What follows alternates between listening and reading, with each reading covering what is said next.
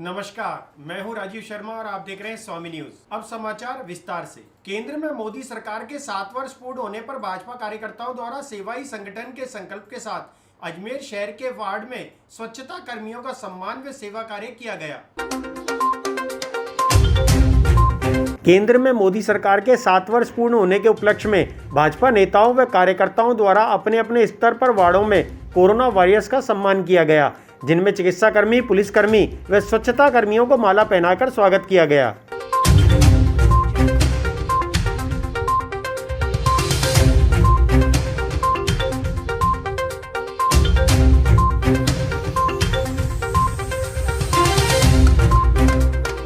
आज हमारे माननीय मोदी जी हैं, प्रधानमंत्री जी मोदी जी, उनके नेतृत्व में भारतीय जनता पार्टी की सरकार को 2 साल हो चुके हैं। तो इस उपलक्ष्य में आज हमने हमारे जो कोरोना वॉरियर्स हैं, जो हमारे कर्मचारी हैं, उन लोगों का सम्मान किया है और इनको माला पहनाकर और सैनिटाइज देकर इनको, ये कर्मचारी लगभग 35 करीब कर्मचारी, बाकी और भी जो है अन्य उनको भी दिया गया है। नरेंद्र मोदी जी सरकार के सेवा के 7 साल, इन 7 साल में देश उत्तरोत्तर प्रगति करता रहा, विकास के पथ पे चलता रहा। विगत 2 वर्ष से लगातार कोरोना महामारी का सामना हमको करना पड़ रहा है, लेकिन मोदी जी के नेतृत्व में ये देश जिस प्रकार से कोरोना महामारी से गत वर्ष लड़ा और कोरोना महामारी से विजय प्राप्त की, इस वर्ष भी उनके आग्रह और निवेदन के, उनके आग्रह के बाद इस देश ने इस कोरोना महामारी पे जो उनका नारा है, देश जीतेगा कोरोना हारेगा, वो निश्चित रूप से सफल होता प्रतीत हो रहा है। आज कोरोना महामारी जो है वो हारती नज़र आ रही है, देश और देश की जनता जीतती नज़र आ रही है, और उसका सबसे बड़ा कारण है हमारे फ्रंट वॉरियर्स, कोरोना वॉरियर्स, जिनके साथ में कंधे से कंधा मिलाकर लड़ाई लड़ने पे हम जीत रहे हैं। हमारे डॉक्टर्स, हमारे नर्सिंग कर्मी, हमारे पुलिसकर्मी, हमारे सफाई कर्मी, जिन्होंने इस कोरोना महामारी में अपना सर्वस्व समर्पित करते हुए इस महामारी से लड़ाई लड़ी, जनता को बचाने के लिए, देश की पीढ़ी को बचाने के लिए। आज हमारे द्वारा उनके सम्मान का एक छोटा सा कार्यक्रम किया गया, जिसमें डॉक्टर्स का, नर्सिंग कर्मी का, पुलिसकर्मी का, स्वच्छता सैनिकों का सम्मान करने का हमने प्रयास किया, जो कि एक गिलहरी भर सम्मान है, क्योंकि उनका मनोबल अगर ऊंचा रहेगा तो देश का मनोबल ऊंचा रहेगा और इस कोरोना महामारी से हम लड़ पाएंगे। उनका सम्मान हमारे द्वारा किया गया, उनका स्वागत किया गया, और 7 साल पूरे होने पर मोदी जी के शासन में, इन सेवा के 7 साल में हर आम व्यक्ति तक ये संदेश बताने का प्रयास किया कि अगर ये कोरोना वॉरियर तो फ्रंट वॉरियर ना हो तो शायद ये कोरोना महामारी एक विकराल रूप लेती और हम सबको बड़ा नुकसान इस देश को झेलना पड़ता, हमारे विकास का पहिया रुक जाता। लेकिन इन फ्रंट वॉरियर के कारण ही हम इस महामारी से जीत पाए। माननीय नरेंद्र दामोदर दास मोदी जी के शासन के इस 7वें वर्ष की शुरुआत के अवसर पर आज वार्ड संख्या 39 में स्वच्छता सैनिकों का सम्मान किया गया है। आज प्रातःकाल से ही भारतीय जनता पार्टी के सेवा ही संगठन को ध्येय वाक्य मानते हुए अजमेर दक्षिण में बहुत सारे सेवा कार्य किए गए हैं, जिसमें भगवानगंज फरीदाबाद कॉलोनी में 37 लोगों को सूखा राशन वितरण, वार्ड नंबर 40 में प्रगति नगर कोटड़ा क्षेत्र के गोदाम में आग लगने से हजारों रुपए के मल्टी प्रोडक्ट जलकर राख हो गए। मल्टी प्रोडक्ट के गोदाम में आग लगने से हजारों का माल जलकर स्वाह हो गया। प्रगति नगर कोटड़ा इलाके में स्थित गोदाम दिल्ली गेट निवासी रवि कुमार का बताया जा रहा है। प्लास्टिक व रबड़ के आइटम होने के कारण दमकल कर्मियों को आग पर काबू पाने में बड़ी मशक्कत करनी पड़ी।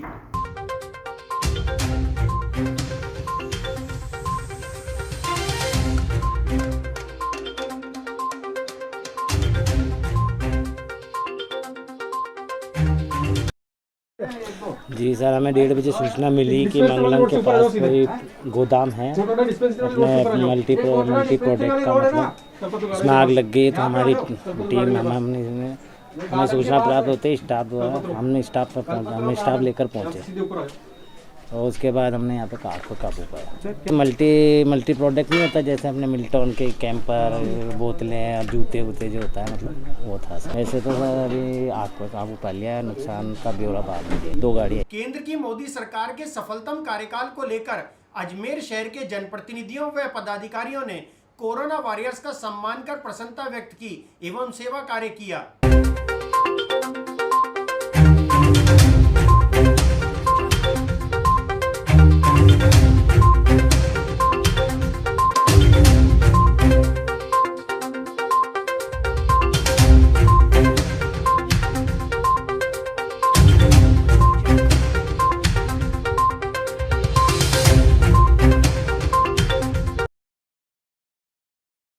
हमारे देश के प्रधानमंत्री ने जिस प्रकार इसको रोकने के लिए बाकी महामारियों की तुलना में 1 वर्ष के अंदर ही एक टीका भारत में निर्मित लिया है, ऐसे कीर्तिमान हमारे प्रधानमंत्री के शासनकाल को आज 7 वर्ष पूरे हुए हैं। उसके लिए हमने कोई जश्न न मना करके ये तय किया कि सेवा ही संगठन है। इस नाते हम सब ने मिल करके आज सेवा के काम सारे वार्डों के अंदर शुरू किए हैं। और किसी वार्ड के अंदर तो काढ़े का वितरण है, किसी वार्ड में गायों का चारा है, किसी वार्ड में नर्सिंग कर्मियों का और बाकी डॉक्टरों का सम्मान समारोह है, यह कोरोना योद्धाओं का है। आज वार्ड 14 के अंदर यहाँ के पार्षदा ने यहाँ पे अपने किट वितरण का कार्यक्रम रखा है, जिसमें हम 200 से अधिक लोगों को आज आटा, चावल, दाल, शक्कर, मिर्ची और सारा सामान हम लोगों को दे रहे हैं, ताकि ये जो गरीब लोगों को इस कोरोना काल के अंदर जो कठिनाई अनुभव हुई है उससे कुछ उनको राहत मिल सके, इसका प्रयास यहाँ लोगों ने, हमारे पार्षद ने, मैं और यहाँ के मंडल अध्यक्ष ने किया है। मैं इनको साधुवाद देता हूँ, इनका अभिनंदन करता हूँ, ताकि इस प्रकार के सेवा के काम हम करते रहें। और आपके माध्यम से बाकी नागरिकों से भी अपील करूँगा कि वे कोरोना के प्रोटोकॉल का पूरी तरह पालन करें। आज भारतीय जनता पार्टी अनुसूचित जाति मोर्चा द्वारा सेवाई संगठन द्वारा माननीय मोदी जी मतलब देश के प्रधानमंत्री के 7 वर्ष पूरे होने पर आज अनुसूचित जाति बस्तियों के अंदर मास्क और परिंदे बांटने का कार्यक्रम किया। हमारे साथ वार्ड 48 पार्षद गुंदेल साहब भी साथ है, हमारी टीम विनोद जी, हम सभी लोगों ने आज घर घर जाके परिंदे बांटे हैं और मास्क वितरण किया है। हमारा सभी से यही निवेदन है कि अभी देखो इंसान तो अपना जुगाड़ कर लेता है, बेचारे पक्षी जानवर कैसे करें, इसलिए परिंदे रखें ताकि आगे वो पानी वानी पी सके। और मास्क इसलिए बांटा कि कोरोना अभी कम हुआ है लेकिन गया नहीं है, ताकि मास्क लगाए, सैनिटाइजर का प्रयोग करें ताकि कोरोना का कोई प्रभाव नहीं रहे। और सबसे यही निवेदन है कि ज़्यादा से ज़्यादा आप 18 से 44 वाले या 45 से ऊपर वाले सभी लोग आसपास के डिस्पेंसरी हॉस्पिटल में जाके वैक्सीन लगवाएं। जरूरतमंद लोगों को आटा बांटा 10-10 किलो आटा बांटा गया है। और ये आटा हमारे माननीय श्रीमती अनीता जी बघेल द्वारा और मेरे वार्ड नंबर पार्षद में विक्रम तबुली मेरे द्वारा और वार्ड के भामाशाह द्वारा रोज़ के 150 कट्टे आज से हमने प्रधानमंत्री नरेंद्र मोदी जी के 7 साल के कार्यकाल होने पर उनके इस पर हम आज से शुरुआत कर रहे हैं। आज 150 कट्टे बांटेंगे, कल भी 150 बांटेंगे और परसों 150 बांटेंगे। हम 400 से 500 कट्टे ये बांटेंगे 3 दिन में, 4 दिन के लिए। आज केंद्र में माननीय प्रधानमंत्री जी के मोदी जी के 7 वर्ष सफलतम सरकार को पूर्ण करने के उपलक्ष्य में सेवा ही संगठन है मंत्र के तहत यहाँ वार्ड 29 में ये कार्यक्रम रखा गया है, जिनमें हमने काढ़ा वितरण का प्रोग्राम रखा है, गायों को चारा वितरण का प्रोग्राम रखा है और BLOs और मीडिया कर्मी और सफाई कर्मियों के कोरोना वॉरियर्स के तहत उनका सम्मान और स्वागत का सत्कार का ये प्रोग्राम रखा गया है। और यहाँ पर हम आप जैसे देख रहे हैं सब लोग जो है यहाँ पे काढ़ा पी कर के इम्यूनिटी बढ़ाने का भी यहाँ पर प्रोग्राम जो है वो सफलतापूर्वक चल रहा है। यहाँ पर इस वार्ड में जैसे ही लॉकडाउन लगाया उसके तहत हमने कम से कम 125 गरीब परिवारों की भी आर्थिक तौर पर राशन आदि देकर कर मदद की है हमने। और अभी हमने 125 और परिवारों को आर्थिक मदद देने के लिए, जिसमें राशन की सामग्री हो, सूखी हो, आटा वगैरह जो भी है वो देने का हमने जो एक लिस्ट बना रखी है, धीरे धीरे हम वो भी प्रोग्राम करेंगे।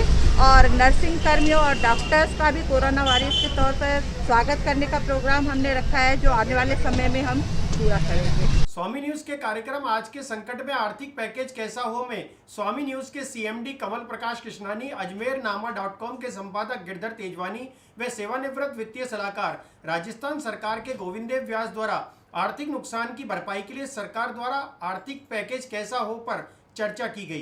जो कोई भी संकट काल आता है, अभी का जो आज का संकट काल कोरोना की जो महामारी का दूसरी जो लहर है, ये दूसरी लहर के अंदर निश्चित रूप से आने वाले समय के अंदर जो संकट आ रहे हैं उसके बारे में आपका क्या मानना है, क्या बोलते हैं गिरिधर तेजवानी जी? आपका स्वागत।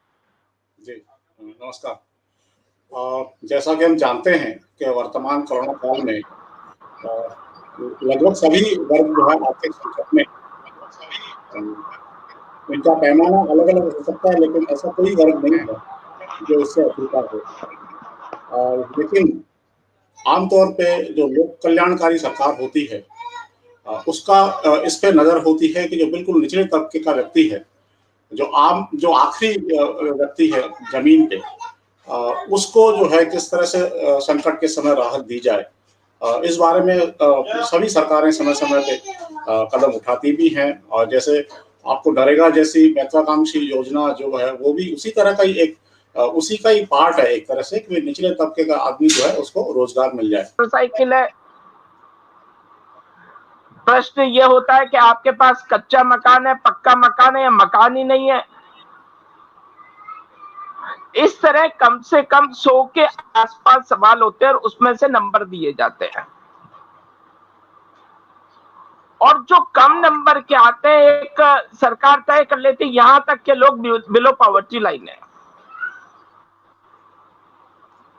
मैं सोचता हूं कि इससे ज्यादा पारदर्शी शब्द तो नहीं कहना चाहिए, लेकिन इससे ज्यादा और कोई व्यवस्था की भी नहीं जा सकती है। मैं केवल बीपीएल की बात कर रहा हूं। होता क्या है कि जो गाइडलाइन है वो पंचायत समिति तक जाती है और पंचायत समिति से ग्राम पंचायत तक जाती है। वहां जो उस समय ग्राम सेवक जी कहलाते थे, आज जो ग्राम अधिकारी जी कहलाते हैं, वो उसको पढ़ते हैं और अपने तरीके से एक चीज निकालते हैं।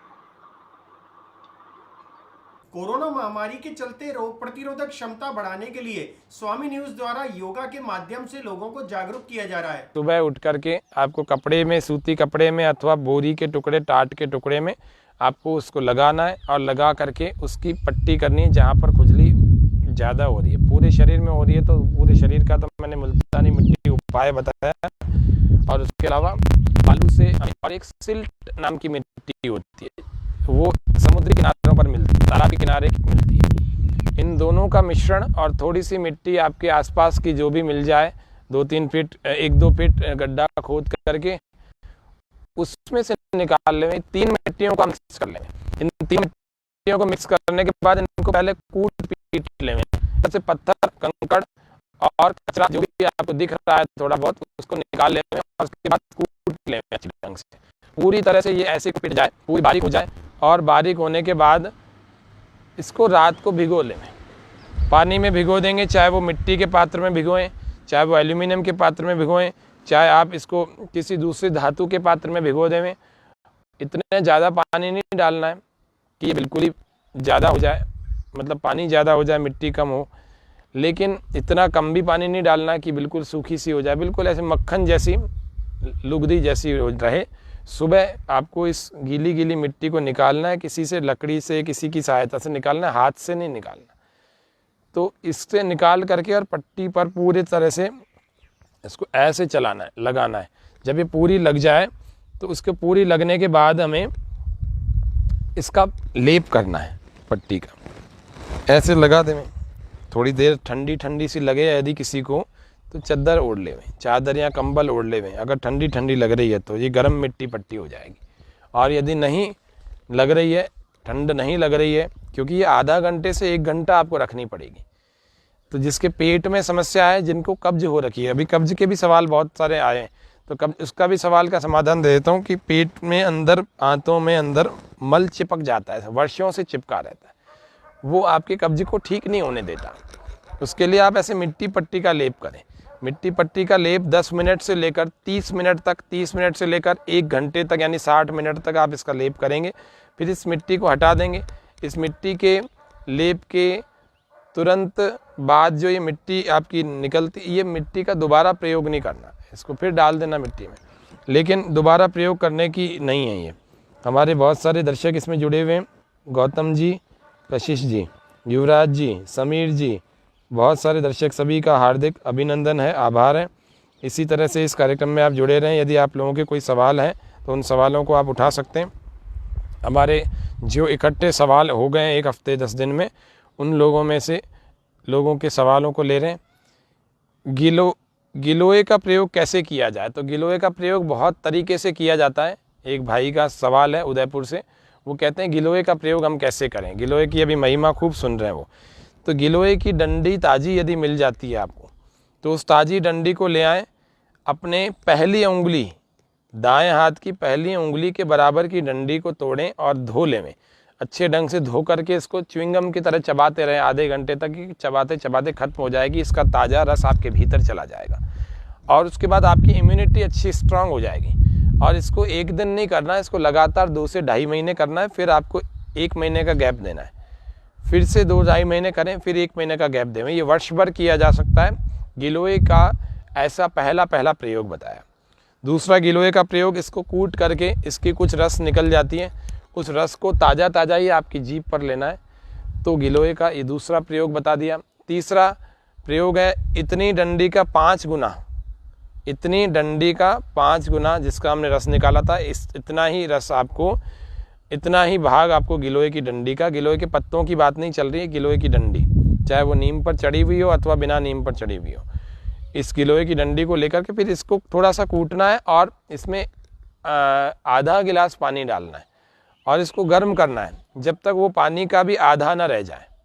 अगर आपने ज़्यादा गिलोय बना रखी है, ज़्यादा ले रखे हैं, ज़्यादा टुकड़ा है, तो फिर आपको 1 गिलास पानी लेना है।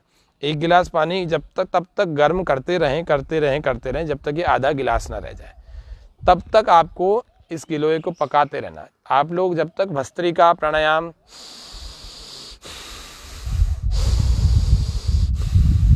करते भी रहें और इन घरेलू योगों को, घरेलू उपायों को सुनते भी रहें। कोई लोग अनुलोम विलोम,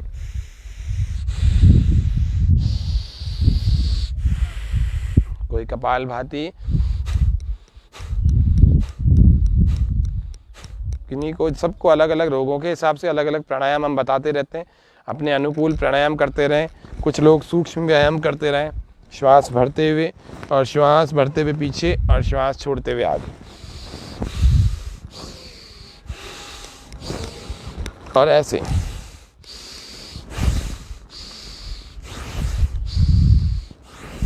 चलते रहें। गर्दन के सूक्ष्म व्यायाम, श्वास भर के गर्दन पीछे, श्वास छोड़ते हुए गर्दन आगे, थोड़ा शरीर में गति भी पैदा करें। कुछ तो कर ले में सूक्ष्म व्यायाम प्राणायाम, और फिर प्राणायाम में आ जाए और धीरे धीरे करें तो ज़्यादा अच्छे ढंग से हो जाएगा। ऐसे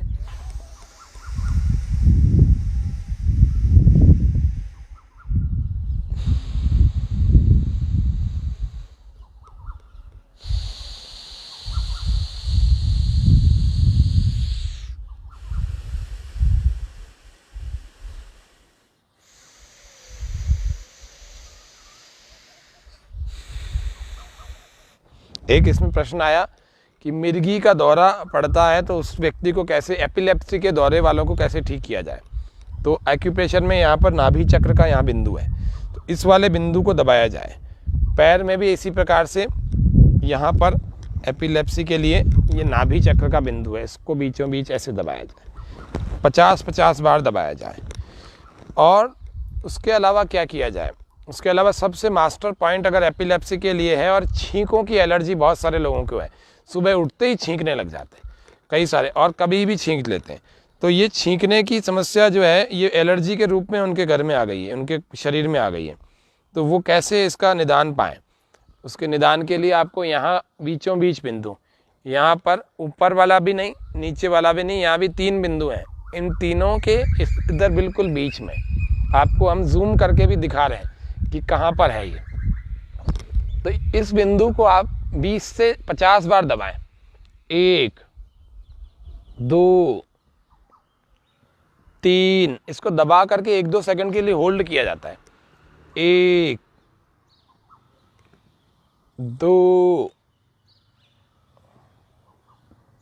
3, 4, 5, 6 7 8 9 10। ये एक्यूप्रेशर का बहुत ही महत्वपूर्ण बिंदु है, जिसको हम छींकों की एलर्जी आती है यदि किसी को होती है तो ये एलर्जी हमेशा के लिए दूर हो जाएगी। आपको और कोई भी संसार की दवाई नहीं लेनी पड़ेगी। हमने खुद ने इन हाथों से कितने ही लोगों की इस एलर्जी को ठीक किया, इसीलिए इतने विश्वास के साथ बोल पा रहे हैं। तो एपिलेप्सी के दौरे नहीं पड़ेंगे। मिर्गी के दौरे पड़ना बहुत ख़तरनाक बात है उसके लिए, और उसके अलावा छींकों की एलर्जी के लिए, छींक वाली एलर्जी के लिए। और देखते हैं, एक बहन ने एक भाई ने, दोनों ने ही सवाल किए कि योग में या घरेलू नुस्खों में आप कोई नशा छुड़ाने का उपाय बताएं। तो नशा छुड़ाने का एक उपाय हम घरेलू प्रयोग के रूप में आपको बता रहे हैं। ये हम घर में भी बनाते हैं। तो ये टुकड़ा है अदरक का, आपको और जूम करके दिखाया जा रहा है। ये अदरक का टुकड़ा है, इसके अंदर होता है सल्फर बहुत सारा। लॉकडाउन के चलते आर्थिक समस्या से जूझ रहे मजदूरों ने अपनी समस्या बताते हुए सरकार से आर्थिक सहायता की मांग की। ये मकान गिर गया, बोले बनाओ। आए बड़े बड़े नेता आए, खाली देख के चले गए, एक सीमेंट का कट्टा भी नहीं डलवा पाए।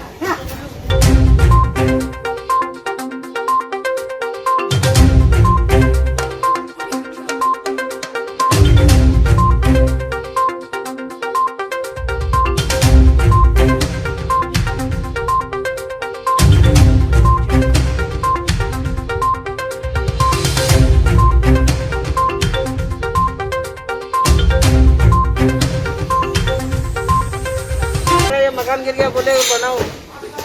आए बड़े बड़े नेता आए, खाली देख के चले गए, एक सीमेंट का कट्टा भी नहीं डलवा पाए। क्या करना चाहते? कुछ नहीं करना चाहते, नहीं कर, और क्या, जब तो रिपेयरिंग करा रहे हैं।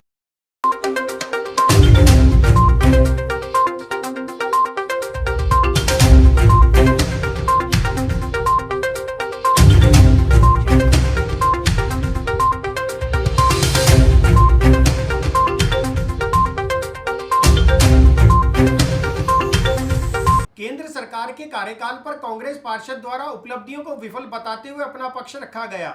मैं भाजपा की जो सरकार है, जो अपने 2 वर्ष के पूर्ण होने पर अपनी उपलब्धियों के उपलक्ष्य में आज जो पूरे देश में उत्सव मना रही है और अपनी योजनाओं का जो ढोल पीट रही है, मैं उनके बारे में कहना चाहूँगी कि जो इन्होंने योजनाएं चालू की है उनका क्या हर्ष हो रहा है, किस तरह से उन योजनाओं को चालू किया और किस तरह से वो योजनाएं आज बिल्कुल धरातल पर नहीं है। जैसे मान लीजिए इन्होंने जनधन खाते खोले, उज्ज्वला योजना बंद हो चुकी है, नोटबंदी के लिए कर इन्होंने लोगों को कहा कि भाई हम नोटबंदी करके अच्छा कार्यक्रम करेंगे। सरकारी ज़मीनें बेच रहे हैं, सरकारी उपक्रम बेच रहे हैं, उससे लोगों को बेरोजगारी बढ़ रही है। सरकार की जो योजनाएं थी उनको प्राइवेटेशन किया जा रहा है अपने लोगों को फ़ायदा पहुंचाने के लिए। देश में बेरोजगारी बढ़ रही है इससे, और देश में पिछले 2 वर्षों में देश पिछले 20 सालों के पीछे हो चुका है।